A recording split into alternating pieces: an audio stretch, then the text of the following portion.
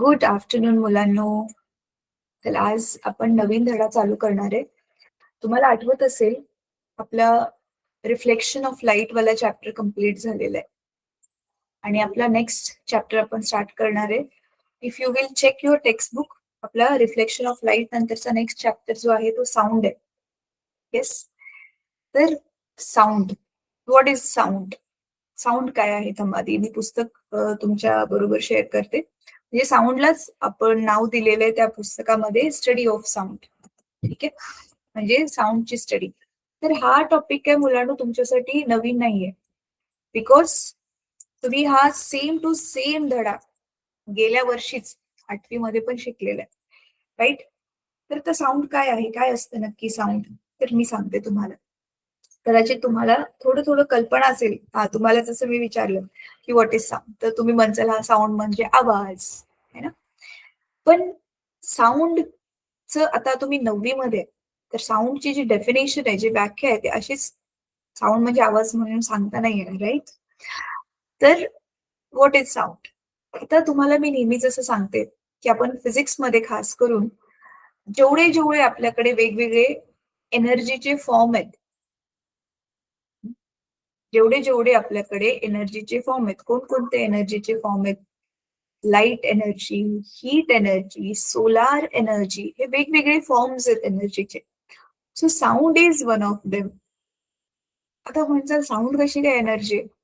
तुम्ही टीव्ही मध्ये बघितलं असेल किंवा टीव्ही मध्येच बघितलं असेल ऍक्च्युअल मध्ये, की एक लेडी असते, ती गाणं गाते आणि तिच्या गाण्याने जे आहे ते ग्लास तुटतो, काच तुटते.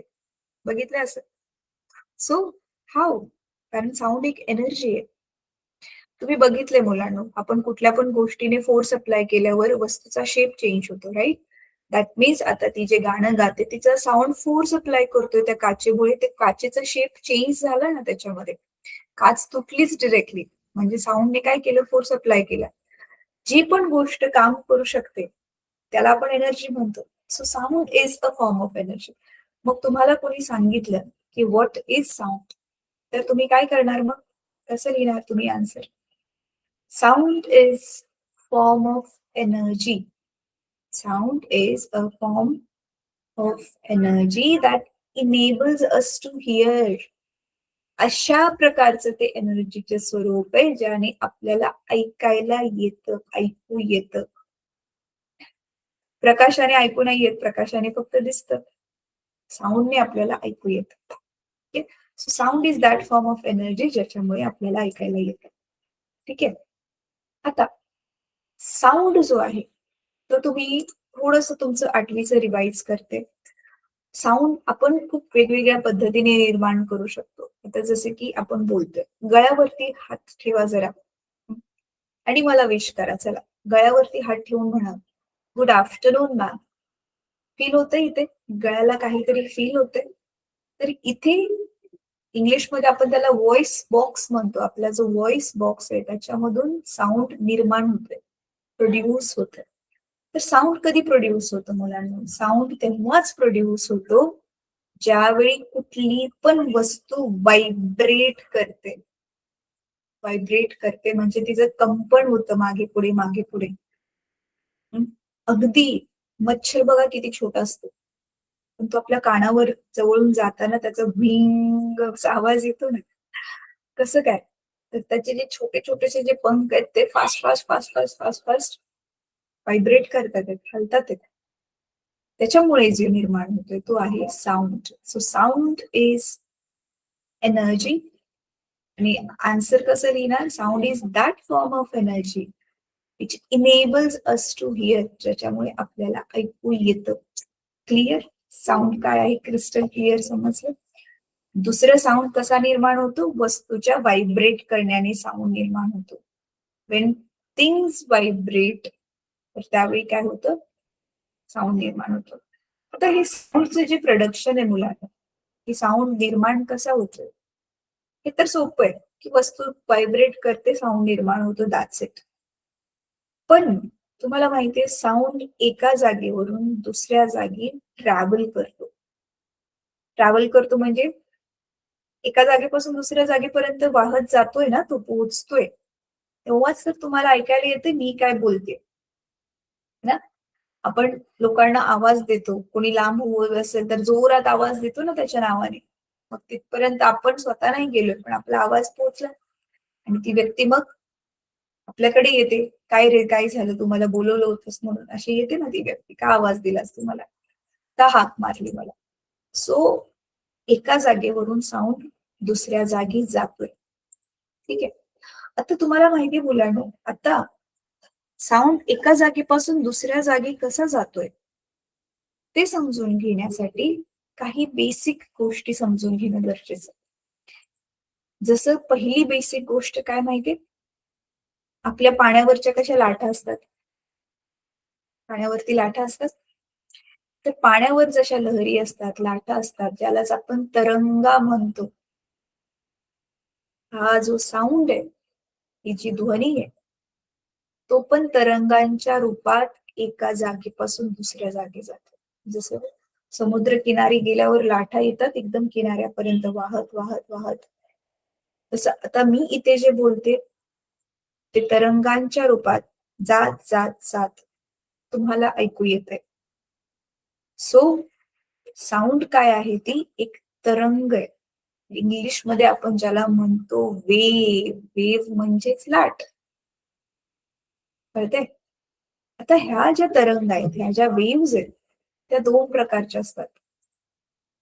इथे 2 प्रकारच्या वेव्हज असतात. आता कोणत्या 2 प्रकारच्या त्या वेव्हज असतात, ते मी तुम्हाला इथे एक्सप्लेन करते.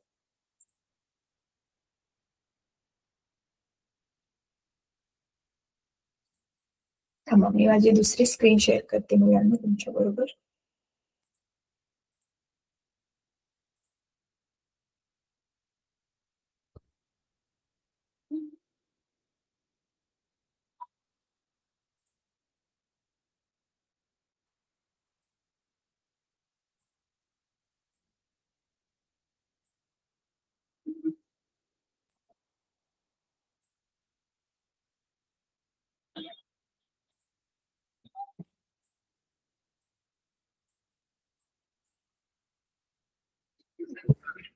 बघा,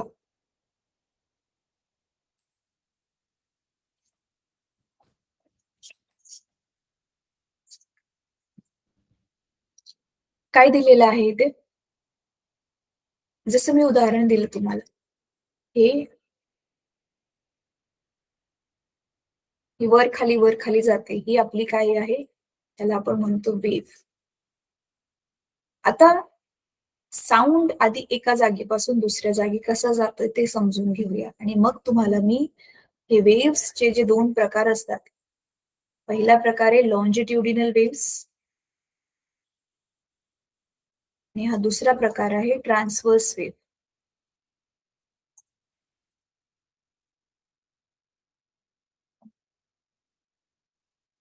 ठीक आहे. सो लॉन्जिट्युडिनल वेव्हज आणि ट्रान्सव्हर्स वेव्हज. आता हे जे प्रकार आहे त्याचे, ते आपण नंतर समजूयात. आधी आपण समजूया की साउंड कसा जातो. अच्छा, मला तुम्हाला एक मुलांनो, एक गोष्ट आठवण करून द्यायची आहे. कदाचित तुम्ही आता जो क्लास ऐकताय, स्पीकर असेल, मोबाईलवर फोन येतो बघा, मोबाईल व्हायब्रेट करतो. स्पीकरमध्ये गाणं चालू असेल, तर बघा ते स्पीकरच्या आतमधलं असं, असं, असं होत असतं. जिथून आवाज येतोय ते बघितलं असेल तुम्ही. तेच जसं मी तुम्हाला सांगितलं, ते काय होतंय, तो साउंडला ऊर्जेच्या रूपात बाहेर फेकतोय. ऊर्जेच्या रूपात बाहेर फेकतोय म्हणजे जसं की आता बघा अचानकच एकदम हवेचा जोरात झोका येऊन आपल्याला आदळतो. तर अचानक हवा येऊन लागते ना आपल्याला, तर फील होते की नाही? तर तसंच साउंड जो आहे, तो पण हा ऊर्जेच्या रूपामध्ये असतो आणि ती ऊर्जा जी आहे ती वेव्हच्या फॉर्ममध्ये चालली आहे. म्हणजे मी नक्की काय म्हणते आता तुम्हाला समजेल. बघा, तर समजा हा तोच आपला स्पीकर आहे, ज्याच्यामधून आता आवाज बाहेर पडणार आहे. ठीक आहे? तर हा असा ह्याच्यातून आता आवाज बाहेर पडणार आहे, एनर्जीच्या रूपामध्ये. ठीक आहे? तर आता ही किरणं मी काढून टाकते. समजा आता इथे स्पीकरच्या एकदम जवळ-जवळ हे असे जे आहेत ते हवेचे कण आहेत.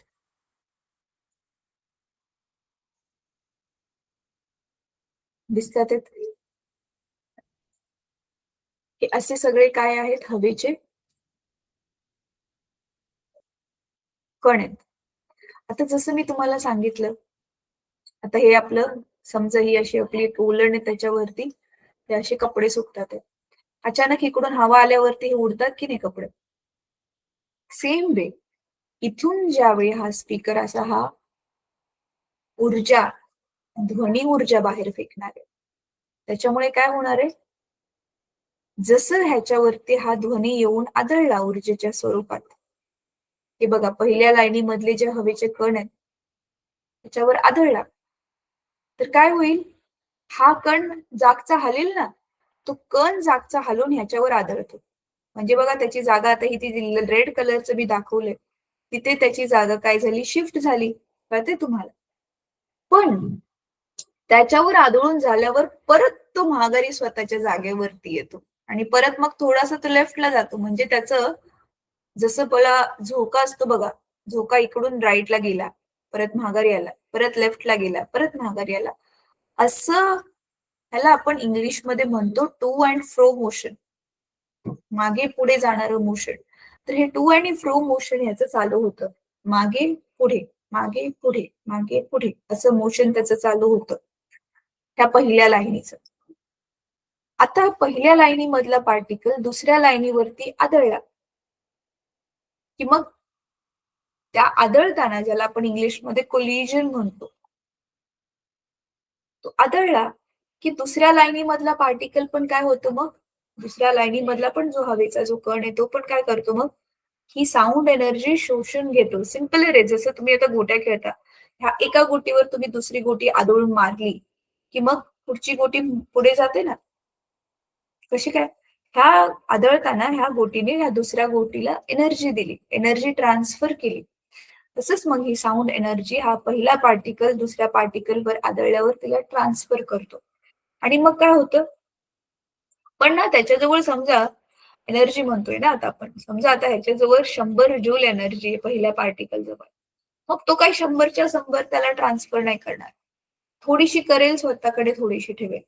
पण मग आता काय होईल मग दुसऱ्या पार्टिकलला ती एनर्जी मिळाली. मग आता दुसरा पार्टिकल पण जागेवरून हलून तिसऱ्या नंबरच्या पार्टिकलवर इथे जाऊन असं आदळेल. कळतंय? मग आता तो पण हलायला सुरुवात झाली. मागे पुढे, मागे पुढे, मागे पुढे. आणि मग तो काय करेल? मागच्या लाईनीमधले जे पार्टिकल्स आहेत त्याच्याकडून एनर्जी घेऊन तो पण हलायला सुरुवात. तर असं करत, करत आता मग हे तिसऱ्या लाईनीने ऊर्जा घेतली आता दुसऱ्या लाईनीकडून. असं करत, करत, करत एका लाईनीकडून दुसरीकडे, दुसऱ्या लाईनीकडून तिसरीकडे ऊर्जा जी आहे ती म्हणजे ही साउंड एनर्जी जी आहे ती ट्रान्सफर होते आणि इथे मग ज्याचा कोणाचा कान असेल, आम्ही कान काढलाय माणसाचा. तर त्याला मग हे स्पीकरमध्ये जे पण साउंड गाणं वाजतंय किंवा दुसरी काही ते अनाउन्समेंट होते, ती ऐकायला येते. होतं काय इथे आपला जो कानाचा पडदा असतो मुलांनो, त्या पडद्याच्या जवळ पण हवेमधले कण असतील प्रेझेंट. मग ते हा जो समजा आपला पडदा आहे, तर त्याच्यावर येऊन मग हे जे कण आहेत, हे असे आदळतात. कळतंय तुम्हाला? आदळतात. मग ही कानाच्या पडद्याची स्किन एकदम पातळ असते. मग ती पण अशी व्हायब्रेट व्हायला लागते. आणि मग ती व्हायब्रेट होऊन पुढे काय होते कानाच्या आतमध्ये आणि आपल्याला ऐकू कसं येतं ते तुम्हाला पुढे जाऊन आहेच. पण सध्या फक्त एवढं लक्षात घ्या, की साउंड हा जो आहे तो हा स्पीकर पासून आपल्या कानापर्यंत कसा ट्रॅव्हल करत आला, ते आज आपण बघून घेतलं. आता बघा मुलांनो, मग आता इथे ज्यावेळी साउंड ट्रॅव्हल होतोय, तर हे जे हवेमधले कण आहेत ना, हे हवेमधल्या कणांची जागा थोड्या वेळासाठी तात्पुरती बदलते. म्हणजे आता जसं ही बघा, ही लाईन इथे शिफ्ट झाली. परत ती मागे गेली. कारण ती इथली मधला जो पार्टिकल आहे, तो आधी इकडे चाललाय, परत माघारी येतोय. परत इकडे पण तर चाललाय आणि परत माघारी येतोय. तर ही पण ह्या 3 जागेवर म्हणजे हा एकच पॉइंट आपल्याला ह्या 3 वेगवेगळ्या जागेवर मिळू शकतो. तर ही पहिली जी त्याची जागा आहे ना, ह्याला आपण म्हणतो मीन पोझिशन. मीन पोझिशन म्हणजे त्याची मूळ जागा. तर ही पहिली जागा आहे. हं. आणि तो स्वतःच्या जागेपासून एकदम लांबपर्यंत कुठपर्यंत गेला, असं असं जात-जात. तर हे एकदम शेवटी जो आला आपण त्याला इंग्लिशमध्ये म्हणतो एक्स्ट्रीम पोझिशन. एक्स्ट्रीम म्हणजे लांब, एकदम लांब-लांब जाऊन-जाऊन किती लांब गेला. तर त्याला आपण म्हणतो एक्स्ट्रीम पोझिशन. ठीक आहे. तर ही पण एक्स्ट्रीम पोझिशन आहे आणि ही वाली पण एक्स्ट्रीम पोझिशनच आहे. तर तुम्ही बघू शकता, की म्हणजे मोशन होताना साऊंड कुठल्या दिशेला चाललाय, साऊंड ह्याच दिशेला चाललाय. समजा आपण ती दिशा घेतली आपण एक्स, पॉझिटिव्ह एक्स ऍक्सिसच्या दिशेने साऊंड चाललेला आहे. ठीक आहे. मिनिटं मुलांना थांबत.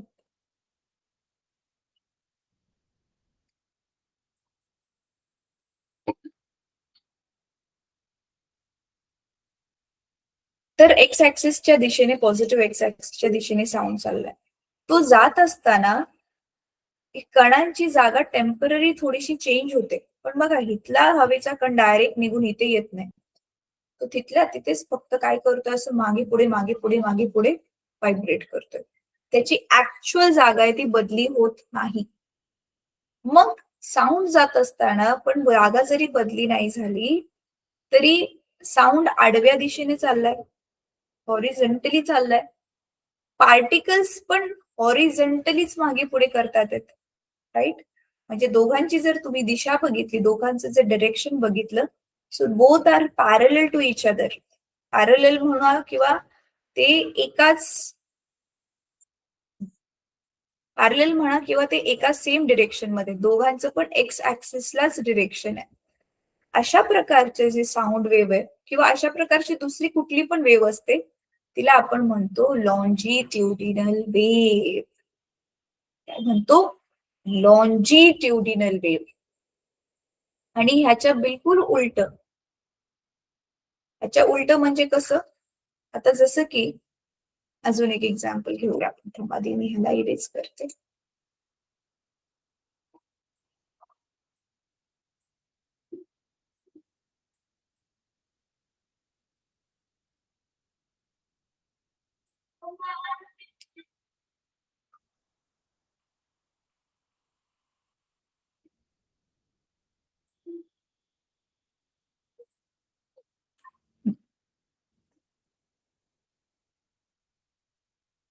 समजा आता आपल्या जवळ ना हे असं पाण्याने भरलेलं तलाव आहे.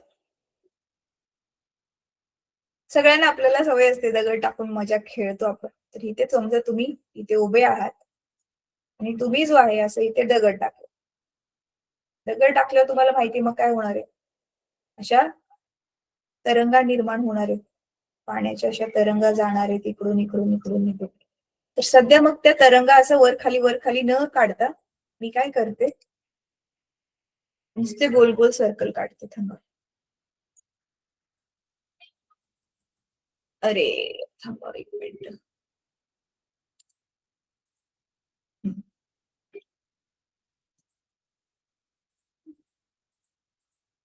तर ह्या तरंगा न काढता मी काय करते, अशी गोल गोल सर्कल करते. गोल गोल सर्कल म्हणजे इथे त्या तरंगेचा असा उंच वट आहे, जिथे गोल दिसते तुम्हाला ते उंच वट आहे, तिथे दुसरीकडे असं खोलगट आहे. बरोबर आहे. तर समजा अशी इथून काय आहे ती तरंग तुमच्याकडे येते, इथपर्यंत येते. तर ती तरंग येत असताना ना मुलांनो, समजा इथे एखादा तुम्ही बॉल टाकला मध्ये, आधीच बॉल काढून ठेवलेला आहे, असं टाकून ठेवलेला आहे बॉल. तर तो बॉल माहितीये हळूहळू तुमच्याकडे येईल, पण तो बॉल वर खाली व्हायला लागतो. बघितले तुम्ही पाण्यामध्ये बॉल असा वर खाली व्हायला लागतो. तर ह्याचा अर्थ काय, लाठीची दिशा अशी आहे आडवी एक्सच्या स्वरूपामध्ये, पण बॉल मात्र वर खाली असं होतोय, म्हणजे वायच्या दिशेमध्ये होतोय. लाट आडवी चाललीये आणि जे माध्यमाचे जे कण आहेत ते वर खाली होतात, म्हणजे वाय ऍक्सिसच्या दिशेमध्ये होतात. आणि म्हणजे दोघांची लाटेची जाण्याची दिशा आणि पार्टिकलचे जे मीडियमचे जे पार्टिकल, आय मीन मीडियम मधले जे पार्टिकल्स आहेत त्यांची व्हायब्रेट होण्याची दिशा, दोघांना एकमेकांशी किती अँगल आहे, 90 डिग्री. सो म्हणून ही जी 90 डिग्री वाली आहे, म्हणून आपण याला काय म्हणतो, ह्या टाईपच्या वेव्हला आपण म्हणतो याला ट्रान्सव्हर्स वेव्ह. कळते? So this is transverse wave. तर लॉन्जिट्युडनल वेव्ह मध्ये काय होतं, वेव्हची डिरेक्शन आणि पार्टिकलची डिरेक्शन सेम होती एक्स एक्स. इथे वेव्हची डिरेक्शन एक्स आहे आणि पार्टिकलची डिरेक्शन जी आहे ती वाय आहे. म्हणून ह्याला आपण काय म्हणतो, तर ही आहे आपली ट्रान्सव्हर्स वेव्ह. आणि इकडे जी आपण मगाशी बघितलेली होती ती कोणती आहे, ती आहे लॉन्जिट्युडिनल वेव्ह. कळते? तर हे जे आहेत आपले डिफरंट डिफरंट टाईपच्या ह्या वेव्स आहेत. तर आता मुलांनो, थांबा तुमचं पुस्तक दाखवते मी तुम्हाला.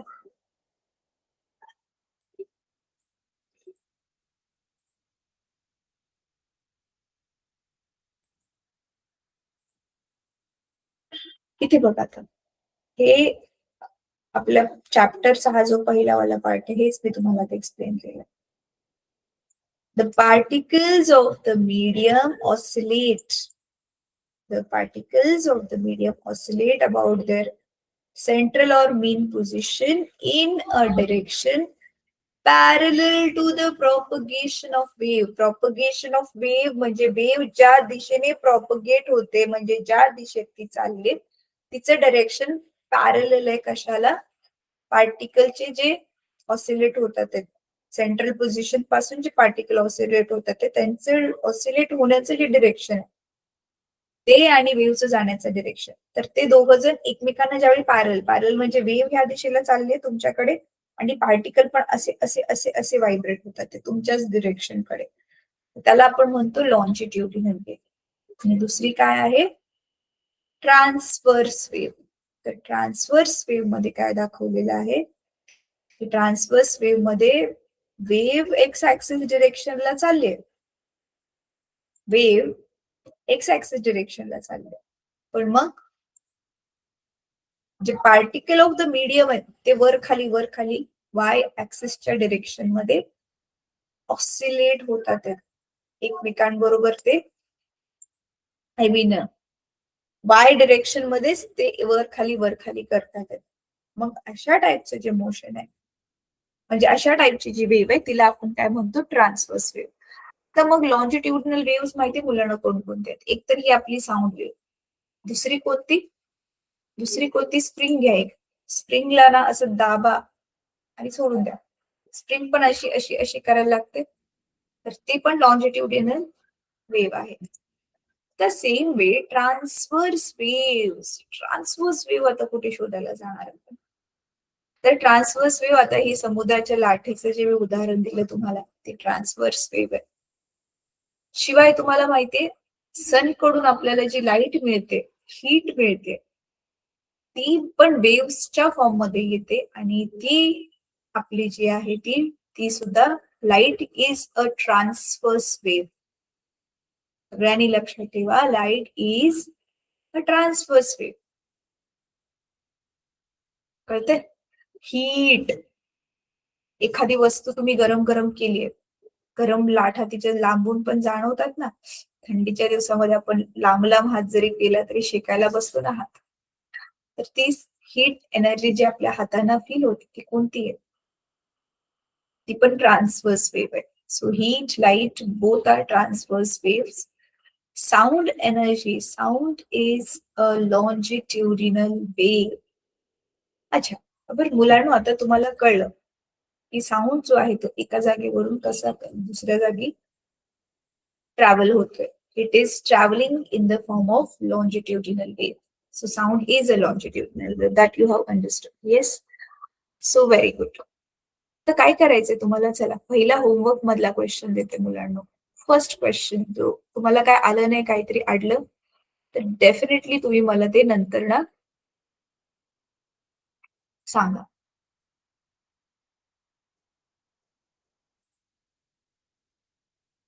पण आता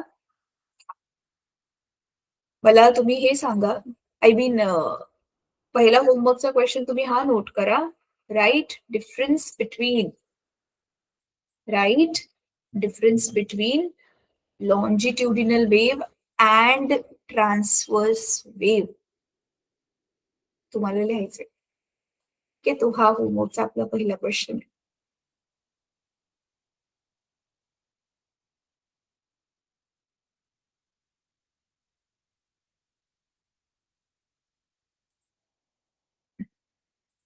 एक सेकंड मित्रांनो, मी ना तुमच्या बरोबर तुमचं टेक्स्टबुक शेअर करते, थांबा.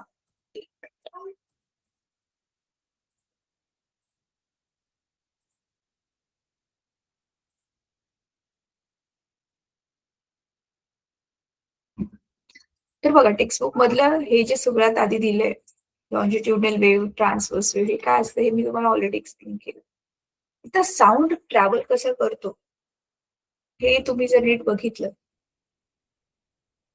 तर हे बघा, ह्या लाईन एकदम डार्क डार्क जवळ दाखवलेत, हे मध्ये मध्ये गॅप सोडलेले आहेत. तर हे असं का आहे, तर ते मी तुम्हाला एक्सप्लेन करते.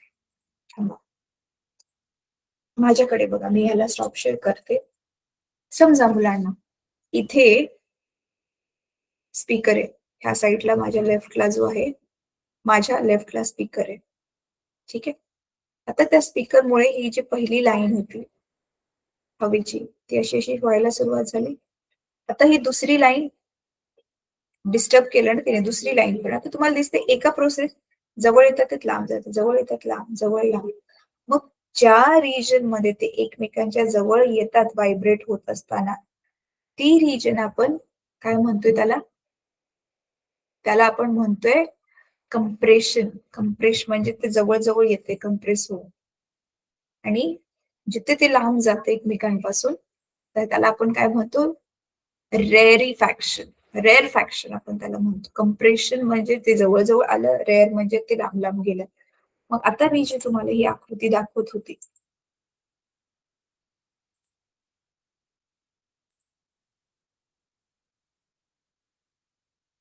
इथे बघा आता तुम्ही. हे जिथे जवळ-जवळ आले असे बरेच आहेत.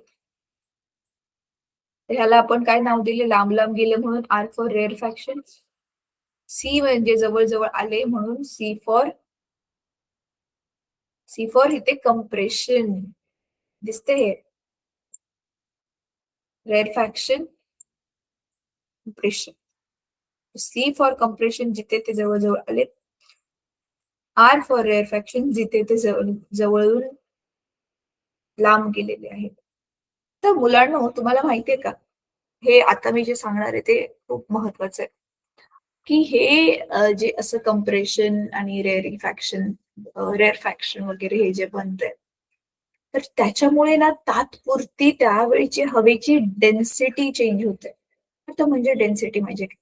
आता बघा, आधी सगळीकडे सेम अमाउंटचे गॅप ठेवून सगळे पार्टिकल्स आधी हवेचे प्रेझेंट होते.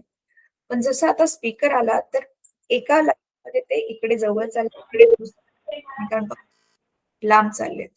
तर जिथे ते जवळ येतात आहेत, जिथे ते एकमेकांपासून लांब जातात आहेत, तर त्याच्यामुळे जिथून ते लांब गेले, आता हवेचे पार्टिकल्स एकमेकांपासून लांब गेले, ऑफकोर्स तिथली हवा विरळ बनणार आहे. आणि मग तिथे मग हवेचा जो दाब आहे, ज्याला आपण इंग्लिशमध्ये म्हणतो प्रेशर, ते प्रेशर पण कमी होणार आहे. आणि जिथे ते पार्टिकल जवळ आले, तर तिथे प्रेशर काय होणार आहे, वाढणार आहे. कारण हवेचे पार्टिकल जास्त आहेत आणि एकमेकांच्या जवळ आहेत. सो कंप्रेशन मध्ये मीडियमची डेन्सिटी जास्त असते कंप्रेशन पॉइंटला. म्हणजे तिथे आपले जे पण हवा मीडियम असेल, द्रव असेल, स्थायू असेल, ते एकमेकांच्या एकदम जवळ-जवळ असतं. आणि दुसरं, रेअरिफॅक्शन मध्ये ते एकमेकांपासून बरेच काय आहे, लांब जातात. ठीक आहे. तर हे आपण आज मुलांनी डिफरन्स बघितला, की लॉन्जिट्युडिनल वेव्ह आणि ट्रान्सव्हर्स वेव्ह मध्ये काय डिफरन्स आहे, आणि कसं कसं काय आपलं साऊंड ही एक लॉन्जिट्युडिनल वेव्ह आहे, ते कसं झालं, ते कसं जमलं, ते मी तुम्हाला इथे आकृती काढून जे आहे ते एक्सप्लेन केलेलं होतं.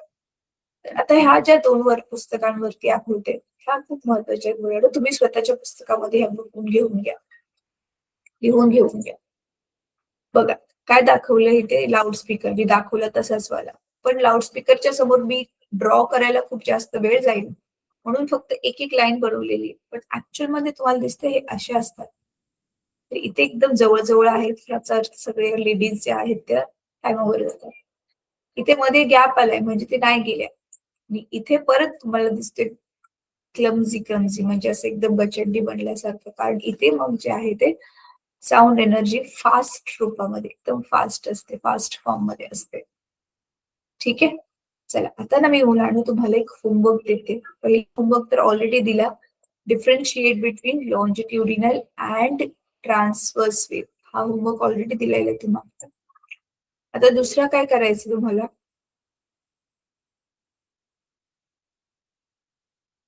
ह्या ज्या आकृत्या आहेत, दुसरी केस म्हणजे ह्या ज्या आकृत्या आहेत, हा छानपैकी सुंदर अक्षरात आधी लिहून काढायचे चांगल्या. त्याची प्रॅक्टिस करा. एक दिवशी अचानकच असाच ऑनलाईन क्लासमध्ये मी तुम्हाला सगळ्यांना जे आहे ते मग एक्झाम म्हणून ह्याच्यातलेच 1-2 क्वेश्चन्स देईल सॉल्व्ह करायला. चला न बघता सॉल्व्ह करा म्हणून.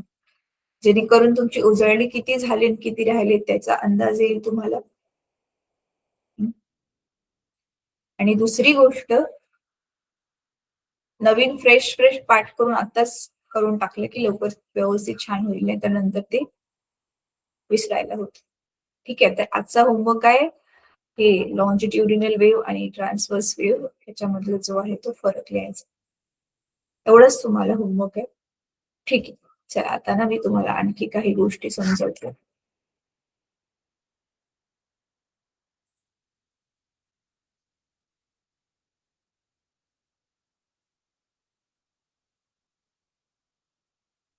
मी टेक्स्टबुक शेअर करते मुलांना.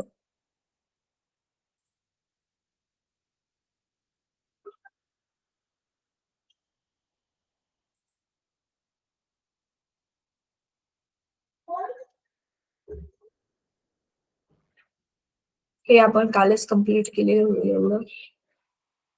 तर आज आपण 2 टॉपिक बघितले. एक तर हे वालं आणि ह्याच्यामध्येच अजून एक टॉपिक इन्क्लुडेड असतो. तो आपण नंतर बघूयात. तर हे लॉन्जिट्युडिनल वेव्ह ट्रान्सव्हर्स वेव्हच्या फॉर्ममध्ये साऊंड कसा ट्रॅव्हल करतो, साऊंड कसं प्रोपगेट करतो, ह्याच्यावरती हा तिसरा प्रश्न लिहायचा आहे मला. चला नोट करा, मी डिक्टेट करते, तुम्ही नोट करा.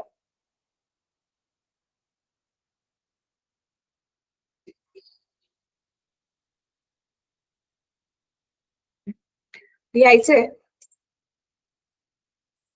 Explain how, explain how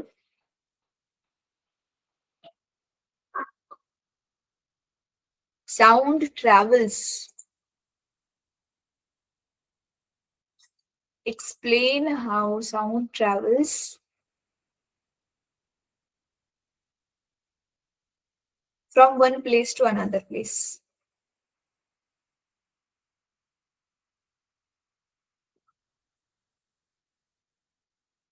Explain how sound travels from one place to another place.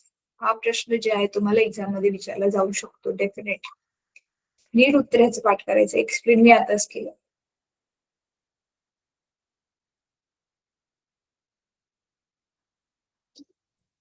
झालं लिहून सगळ्यांचं.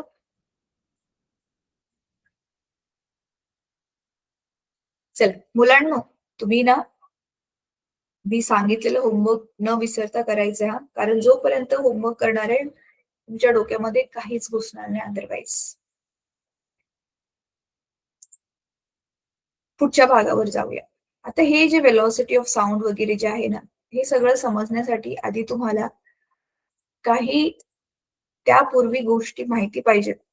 त्या एक्सप्लेन करते. ह्या गोष्टी अगेन तुम्ही गेल्या वर्षीच 8वी केलेल्या आहेत. मुलांनो, हात वर करून मला प्लीज उत्तर द्या. तुमच्यापैकी किती जणांना फ्रिक्वेन्सी म्हणजे वारंवारता काय असते ते आठवते? फ्रिक्वेन्सी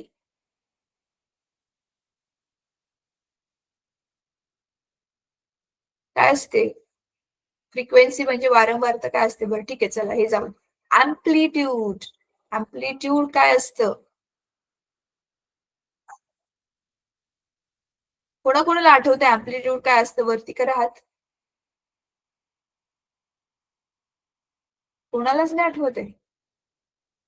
अच्छा, एक जणाने वरती केलाय हात बस फक्त. तर अँप्लिट्यूड, फ्रिक्वेन्सी, वेव्हलेंथ, अजून टाइम पिरियड, ह्या सगळ्या गोष्टी आपण वन वन करून वन बाय वन आधी समजून घेऊया. त्याच्यानंतर ना मग आपण टेक्स्टबुक मध्ये जे दिले ते बघू. ठीक आहे. चला मुलांनो, आता ना तुम्ही काय करा,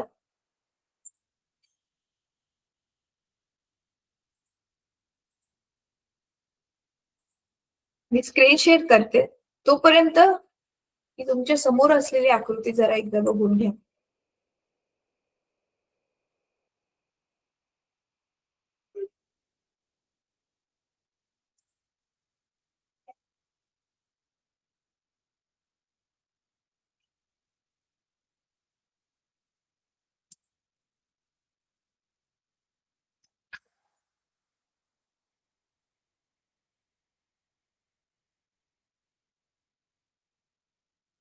हे दिसते वेव्हलेंथ,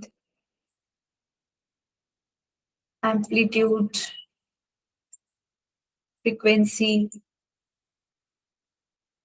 हे सगळं नक्की आहे तरी काय? ते आता मी तुम्हाला एक्सप्लेन करणार आहे. तर त्याच्या आधी क्विकली ही आकृती काढून घ्या. लवकर. ही तुम्हाला तुमच्या ह्याच्यामध्ये पुस्तकामध्ये पण असेल ही, नसेल तरी इथे वर्कबुकमध्ये पण मी दिलेली आहे. चला, पटकन ड्रॉ करून घ्यायला. वहीमध्ये आकृतीमध्ये छान अक्षरात काढा. एक्झामला डेफिनेटली विचारलं जाऊ शकतं.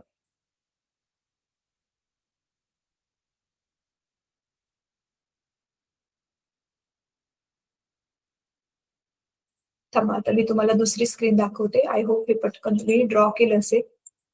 नसेल तर मुलांना जागा सोडा. तुमच्या पुस्तकामध्येही आहेच आहे ऑलरेडी डायग्राम. त्याच्यामधून लिहा तुम्ही. म्हणजे नंतर बघून ड्रॉ करून नंतर काम कम्प्लीट करा.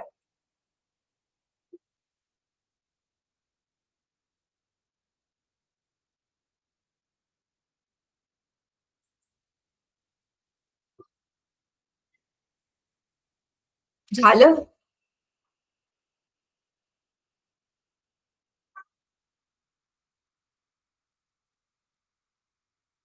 चला, तर मी असं गृहीत धरते की तुमचं झालं असेल. किती जणांची झाली आकृती काढून हात वर करा. ज्यांची झालेली नाहीये नंतर पुस्तकामधून बघून काढा मुलांना. हं?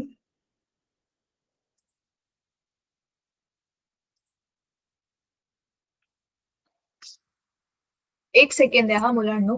एक सेकंड द्या फक्त. मला एक गोष्ट चेक करायची आहे. तुमच्या बरोबर स्क्रीन शेअर करायच्या आधी ती चेक करते मी.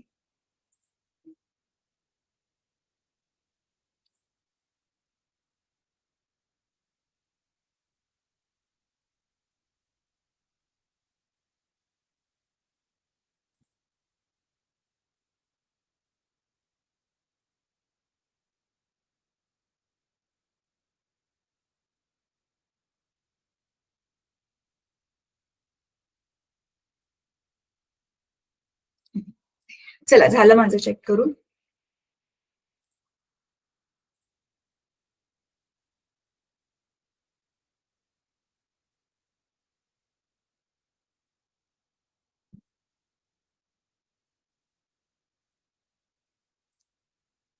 तुम्हाला एक गोष्ट मला विचारायची मुलांनो. थांबा, मी स्वतःला छोटं करते. हा, मला ना तुमचा सकाळी कॅमेरा बरोबर दिसत होता. आज असं एकदम ब्लर ब्लर दिसतंय. बरं, काही हरकत नाही. तुमच्यापैकी कोणीतरी एक जण समोर येऊन अनम्यूट करेल? एक जण कोणीतरी फक्त येऊन माईक चालू करा मुलांनो.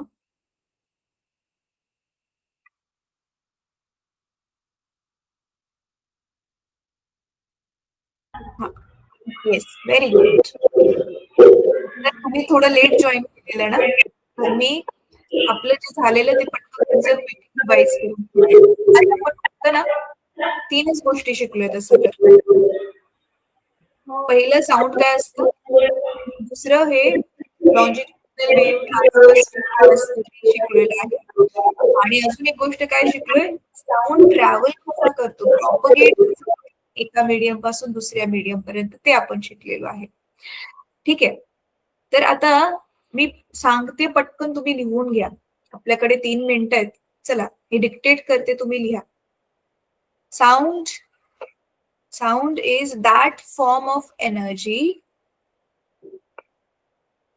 Sound is that form of energy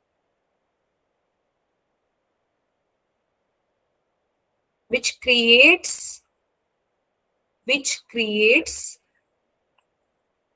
sensation of hearing in us, which creates sensation of hearing in us. Sound मुळेच फक्त आपल्याला ऐकू शकतं, प्रकाशामुळे ऐकायला नाही येऊ शकत, लाईटमुळे, इलेक्ट्रिसिटीमुळे पण ऐकायला नाही येऊ शकत. सो साऊंड एकमेव तो फॉर्म आहे एनर्जीचा ज्याच्यामुळे आपल्याला ऐकायला येतं. ठीक आहे. आता लॉन्जिट्युडनल वेव्ह, ट्रान्सवर्स वेव्ह काय असते, how sound travels from one place to another place, ह्याच्यासाठी मग मुलांनो तुमचा जेवढा आजचा मिस झालाय तुमच्या टीचर्सला सांगून रेकॉर्डिंग बघा तुम्ही. ठीक आहे. आजच्या क्लासची रेकॉर्डिंग येईल 1-2 दिवसामध्ये तुमच्याकडे, मग ती तुम्हाला लावून द्यायला सांगा. युट्यूबवर आपण टाकतो, ग्रुपमध्ये पण त्याची लिंक येत असते, संगीता मॅम रेग्युलरली टाकतात. अच्छा, आता मला सांगा मुलांनो, मी आता तुम्हाला काही इझी क्वेश्चन्स विचारते, की जसं मी तुम्हाला शिकवलेलं की कुठली पण वस्तू व्हायब्रेट झाली की साऊंड प्रोड्यूस होत, राईट. तर आता एक जण, अरे तुम्ही माईक बंद का केला, मी बंद नव्हता करायला सांगितलं. तर आपण असे काय काय इन्स्ट्रुमेंट्स यूज करतो ज्याच्यामधून म्युझिक क्रिएट होतं, बरोबर आहे. तर अनम्यूट करा परत एक जणाने पुढे येऊन आणि मला सांगा की कोणते कोणते म्युझिकल इन्स्ट्रुमेंटची फक्त मला नावं सांगायची. एक जणाने हात वर करून कुठे बसलाय तिथूनच सांगा कुठली कुठली नावं आहेत म्युझिकल इन्स्ट्रुमेंटची जी आपण वापरतो.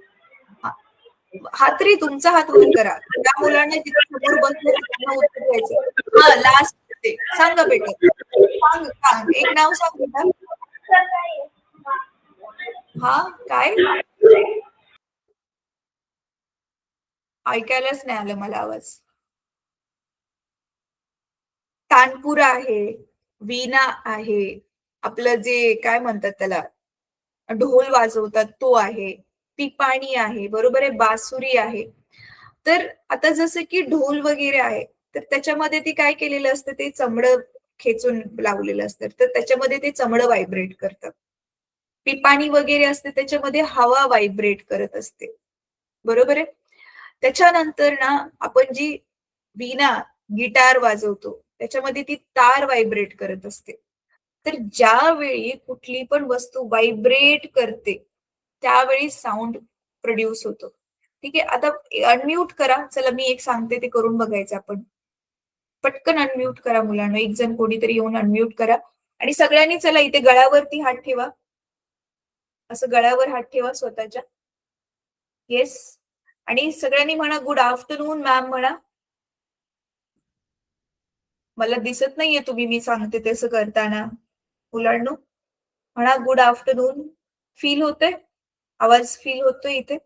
राईट? तर अशा पद्धतीने गळ्यामधला आपला व्होकल बॉक्स व्हायब्रेट होतो आणि साऊंड प्रोड्यूस होतो. ठीक आहे. तर आता चला मी तुम्हाला होमवर्क ऑलरेडी दिलेला आहे. तर आपण नेक्स्ट क्लासमध्ये भेटूयात.